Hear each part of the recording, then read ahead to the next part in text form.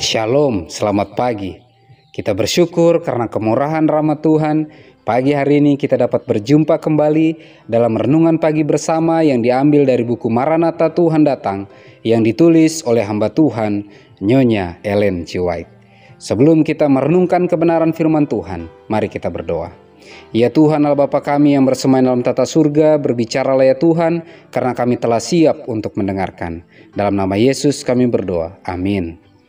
Pekabaran firman Tuhan pada pagi hari ini berjudul Pemulihan Tempat Kudus. Ayat intinya diambil dari Daniel 7 ayat yang ke-13.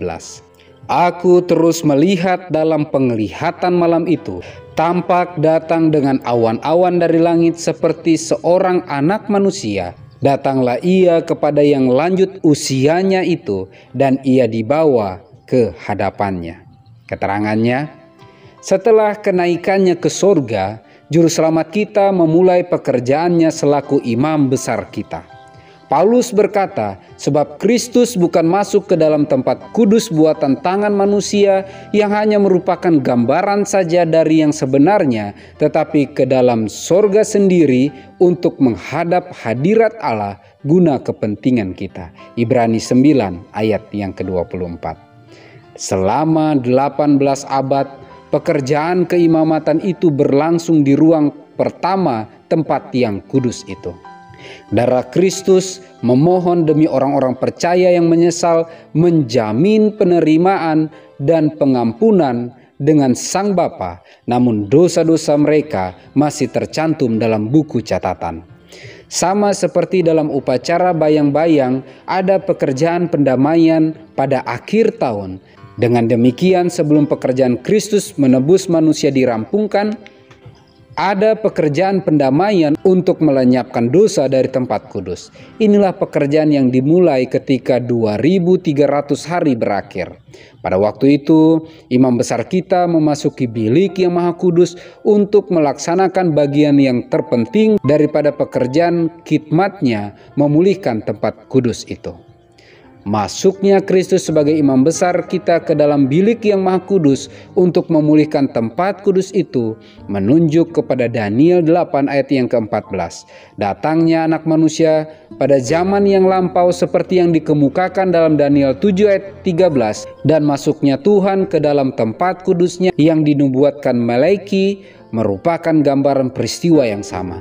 Dan ini juga dilambangkan oleh datangnya mempelai pria ke perjamuan nikah dilukiskan oleh Kristus dalam perumpamaan 10 anak darah dalam Matius 25. Pemulihan tempat kudus termasuk pekerjaan penyelidikan, pekerjaan penghakiman. Pekerjaan ini harus dilaksanakan sebelum kedatangan Kristus untuk menebus umatnya.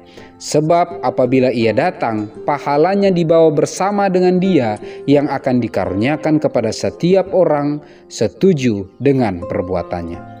Pada hari perhitungan terakhir, jabatan, pangkat, atau kekayaan tidak akan dapat mengganti seujung rambut pun akan perkara setiap orang. Oleh Allah yang melihat segala perkara, manusia akan dihakimkan apakah mereka dalam keadaan kesucian, dalam kemuliaan, dalam kasih untuk Kristus. Pemulihan tempat kudus. Pekabaran firman Tuhan pada pagi hari ini mengingatkan kita akan pelayanan Tuhan kita Yesus Kristus yang berpindah dari bilik yang suci ke bilik yang maha suci. Dan apakah yang Tuhan kita Yesus Kristus lakukan di dalam bilik yang maha suci? Pekabaran firman Tuhan pada pagi hari ini sangat jelas mengatakan bahwa Yesus melakukan pemulihan tempat yang kudus. Apa maksudnya? Apakah setiap catatan dosa umat-umat Tuhan sudah diakui, sudah diampuni, dan bahkan sudah dihapuskan dari buku kematian yang ada di surga? Pekabaran firman Tuhan pada pagi hari ini mengingatkan kita. Sekaranglah waktunya untuk masa penghakiman pemeriksaan itu. Dan apabila kita berada dalam masa penghakiman, Artinya kita harus lebih datang dekat kepada Tuhan, sama seperti bangsa Israel ketika mereka memasuki masa hari Grafirat itu. Yang bangsa Israel lakukan adalah mereka akan berdoa, berpuasa, memohon keampunan dari Tuhan untuk setiap dosa-dosa mereka yang telah mereka lakukan. Karena kenapa? Apabila satu saja dosa yang tidak diakui, maka dosa itu tidak akan diampuni. Dan apabila ada dosa yang tidak diampuni, maka orang tersebut akan mati binasa oleh kemuliaan Tuhan.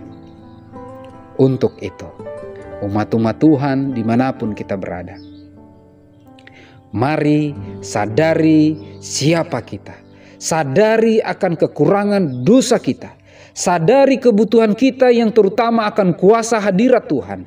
Sadari kebutuhan kita akan roh hujan akhir yang akan menuntun kita menghidupkan kebenaran firman Tuhan untuk terus setia menuntun keluarga, sahabat, jemaat untuk siap menyambut kedatangan Tuhan yang kedua kali.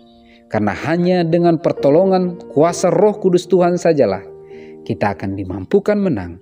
Bukan karena kita sanggup, tetapi karena Tuhanlah yang terus menyanggupkan kita. Mari kita berdoa. Ya Tuhan Allah Bapa kami yang bersemayam dalam tata surga, kami datang kepadamu ya Tuhan menyadari akan keterbatasan kekurangan kami, akan segala cacat tabiat kami yang telah kami lakukan, menyakiti hati sesama, terlebih menyakiti Engkau ya Tuhan.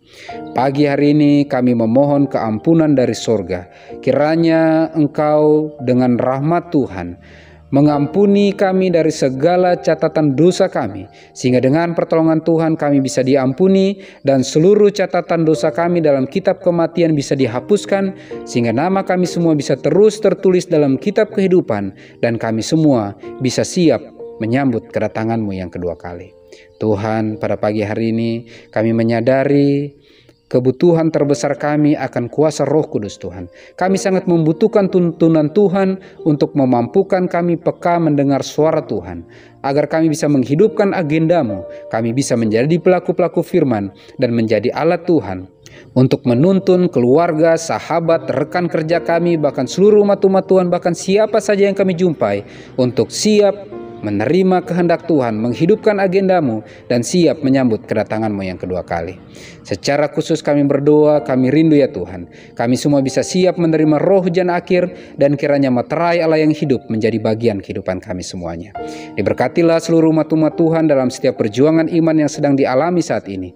Apabila ada yang sedang sakit, kiranya Engkau sembuhkan, yang berduka cita Engkau hiburkan, yang dalam lemah iman kiranya Engkau kuatkan. Bantu kami untuk peka melihat tanda-tanda zaman, bahwa kami harus lebih datang berserah kepadamu dan terus mengandalkan Engkau, lebih siap menyambut kedatangan-Mu yang kedua kali. Terpujilah nama-Mu, dalam nama Yesus kami berdoa. Amin. Maranatha, Tuhan datang. Tuhan Yesus memberkati.